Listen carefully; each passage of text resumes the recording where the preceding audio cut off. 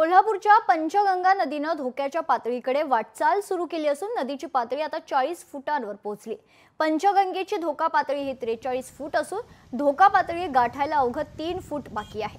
पंचगंगेच्या उगमस्थान असणाऱ्या प्रयाग चिखलीतलं दत्त मंदिर देखील पाण्याखाली गेलंय। तर या संपूर्ण परिसरातील शेती आणि आजूबाजूला मोठ्या प्रमाणावर पंचगंगेचं पाणी पसरलंय। या ठिकाणी असणाऱ्या पुलाच्या काठोकाठ पाणी आल्यानं या पुलावरून धोकादायक पद्धतीने वाहतूक सुरू आहे। दरम्यान याचाच आढावा घेतलाय आमचे प्रतिनिधी सतेज औंधकर यांनी। गेल्या 4 दिवसापासून कोल्हापूर शहराबरोबरच ग्रामीण भागात पडणाऱ्या मुसळधार पावसामुळे पंचगंगा नदीनं आपली धोक्याच्या पातळीकडे वाटचाल आहे ते सुरूच ठेवलेली आहे। मात्र मी आता तुम्हाला प्रयाग चिखली या परिसरात आहे तिथली दृश्य दाखवण्याचा प्रयत्न करतोय की पंचगंगा ज्या ठिकाणी उगम पावते त्या ठिकाणची ही दृश्य आहेत। या ठिकाणी 5 नद्या आहेत त्या एकत्र येऊन पुढे पंचगंगा आहे ती तयार होते। या ठिकाणची संपूर्ण परिसर आहे तो सध्या पुराच्या पाण्याने वेढलेला पाहायला मिळतो। या परिसरातली शेती देखील पुराच्या पाण्यात आहे ती गेलेली आहे।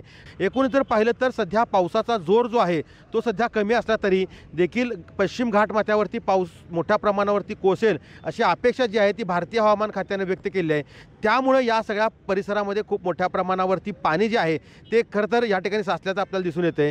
ही जी नदी आहे या नदीवरती एक ब्रिज आहे त्या ब्रिजला लागून काठोकाठ खरं तर पाणी आता सध्या आल्याचं आपल्याला पाहायला मिळते। त्यामुळे धोकादायक पद्धतीने या ब्रिजवरून वाहतूक देखील सुरू असल्याचं आपल्याला या दृश्यांच्या माध्यमातून दिसून येते। एकूण जर पाहिलं तर सध्या पाऊस जरी उघडला असला तरी पंचगंगेनं आपली वाटचाल जी आहे ती धोक्याच्या पातळीकडे संथ गतीने सुरू असली तरी कोल्हापूरकरांना काहीसा पुराची भीती जी आहे ती या ठिकाणी वाटताना आपल्याला दिसून येते।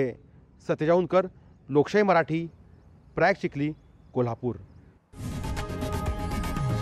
लोकशाही मराठी ऐका, पहा, जागरूक रहा।